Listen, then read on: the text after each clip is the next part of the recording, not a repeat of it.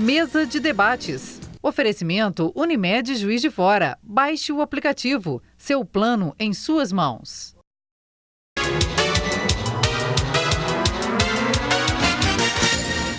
Estamos de volta para esse que é o segundo bloco do programa de hoje. Giovana, a peça ela traz vários recursos de acessibilidade, como nós já conversamos aqui, para as pessoas com deficiência visual, auditiva. E eu queria saber também se a peça em si, ela causa alguma identificação para o público com deficiência que está assistindo. Explica para a gente o porquê ninguém vai ser mais bonzinho, né? O próprio nome já fala, né? Ninguém mais vai ser bonzinho, porque eles mostram situações em que... porque o deficiente ele não é digno de pena, né? Você não precisa olhar para ele como um coitado, é uma pessoa comum. E aí no espetáculo eles fazem algumas situações, e aí eles sempre mostram o deficiente como uma pessoa normal que é. Então o público vibra, né, com as tiradas que eles dão nos preconceituosos, e aí é muito divertido, porque todo mundo, né, quem não está assistindo, quem não está vendo, mas quem não está ouvindo, está todo mundo junto, vibrando pelos personagens, né? Naturalizar as relações, né? Isso. Eu ia comentar aqui que o Jô Soares falava de um fato que aconteceu com ele. Ele estava marcando encontro, ele vindo do Brasil e essa pessoa vindo de um outro país. Eles iam se encontrar, por exemplo, no aeroporto da França, mas eles não se conheciam. Aí o Jô Soares falou assim: bom, eu estou com uma camisa amarela com uma gravatinha tal. E ele falou: eu estou com um capote tal, da cor tal, com uma mala assim. Aí quando os dois se encontraram, eles morreram de rir, porque o Jô Soares era muito gordo e o outro não tinha as duas orelhas. Então bastava dizer: eu sou o único cara no aeroporto que não tem as duas orelhas. E eu sou um sujeito extremamente gordo que estou com a camisa amarela parecendo um balão.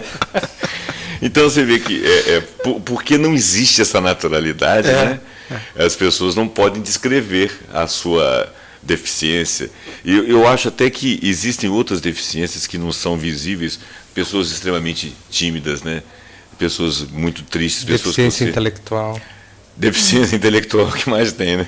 Pois é, mas assim, algumas que a pessoa teria dificuldade de se exprimir, né? Você chama uma pessoa, por exemplo, tem muita gente que não viria aqui falar sobre esse tema, né?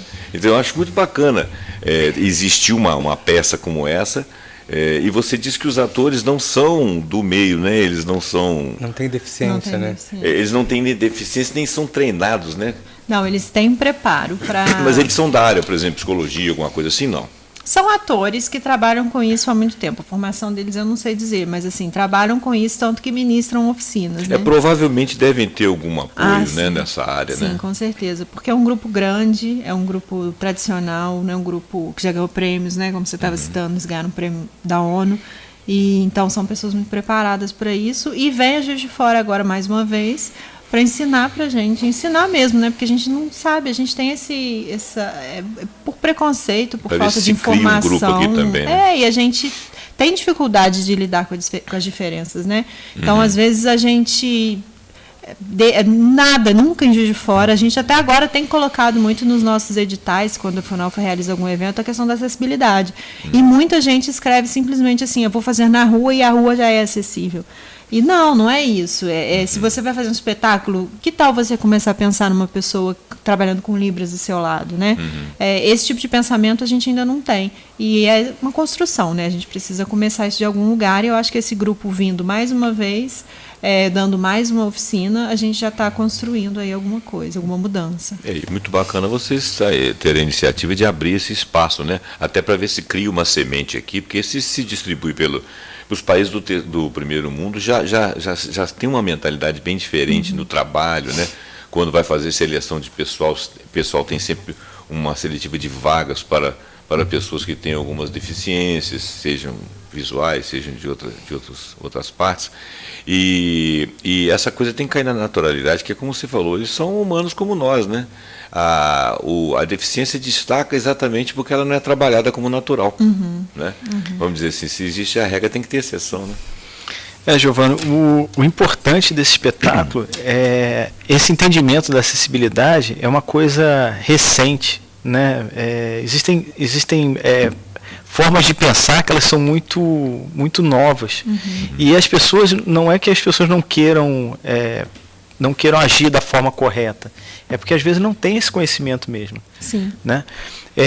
Além dos convites que vão ser distribuídos para as pessoas com alguma deficiência para assistir o espetáculo, eu estava vendo também na pauta que existe a distribuição para estudantes, professores, né, de mais em torno de 200 ingressos. Eu queria que você falasse um pouquinho sobre... 200 ingressos foram entregues para a Secretaria de Educação, que vai distribuir para os alunos, e 200 ingressos estão com a Funalfa, que está aberto ao público. Então, não só quem tem deficiência, porque é um espetáculo muito bom e qualquer pessoa pode assistir. E a gente está procurando também, porque ano passado não foram todas as instituições que conseguiram levar, né, os seus assistidos. Então, a gente está aberto também para essas instituições que queiram levar. A pessoa, o cidadão comum, que quiser ir lá buscar, a gente entrega 2 convites por CPF, gratuito, não é troca de nada, é só chegar lá, procurar a gente.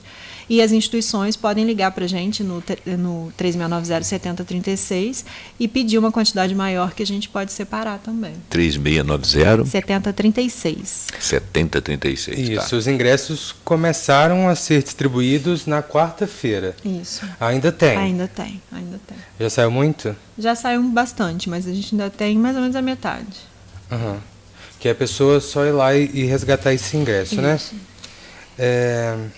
Levando em consideração que o último espetáculo ficou lotado, quem tiver interesse de ir, corre para conseguir garantir o seu ingresso. Com certeza, porque na hora vira uma confusão mesmo.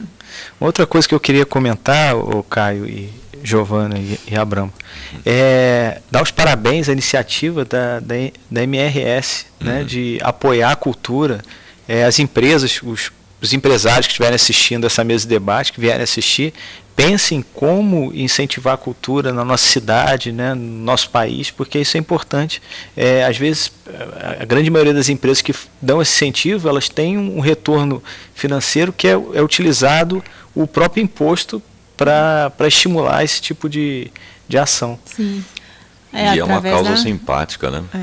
E através de uma lei de incentivo, a gente acaba que, não no caso específico desse caso da MRS, mas quando você apoia um projeto da cidade, você está deixando o seu dinheiro na cidade, não enviando ele para Brasília. Você deixa ele aqui, gasta aqui, investe na sua cidade. Então, realmente é bem importante. Ainda bem que a lei se manteve. Né? Esse apoio é tão importante que, além de incentivar a cultura, está incentivando um trabalho social, de educação da comunidade. Sim, nesse caso específico é importante porque não é só a cultura, é através da cultura, né? Eles estão usando a cultura para toda uma educação. E você não precisa de ser bonzinho para fazer isso, né? O Bill Clinton, eu não chamaria ele exatamente de uma pessoa bonzinho. E nem diria que ele foi um estadista. Essa é a minha visão. Mas eu sei que ele é uma pessoa competente e capacitada. E ele escreveu um livro chamado Doar. E ele vai listando pessoas, as menos capacitadas, que têm menos proventos, das mais capacitadas. Inclusive ele cita o Steve Jobs, que ele fala declaradamente lá no livro que o Steve Jobs não era um cara bonzinho, ele era um cara competitivo, ele era um cara de gênio ruim, entendeu? Mas ele fez grandes doações. Até a genialidade dele foi uma certa doação, mais do que o que ele conseguiu vender em termos de produto. E ele vai falando de outras pessoas de doação. Então eu acho que o interessante é você ver até pessoas, às vezes, deficientes que são capazes de doar, né? Então, quer dizer, independente da riqueza que você possui, você pode ter esse olhar de doação, né? Doar atenção. A doar atenção é uma coisa interessante. Eu acho que o deficiente, ele não precisa de ser reparado, mas ele precisa de se sentir abraçado e introduzido. Eu acho que essa obra que você está relatando aí, ela é uma obra de doação, né? E o trabalho dessas pessoas é um trabalho de doação, mesmo que ele seja remunerado. Mas ele é um trabalho de doação. Só deles pensarem nisso, né? Porque tem um propósito, certo? Bom, o nosso programa eu vou pausar mais uma vez, a última vez, prometo. A gente já volta.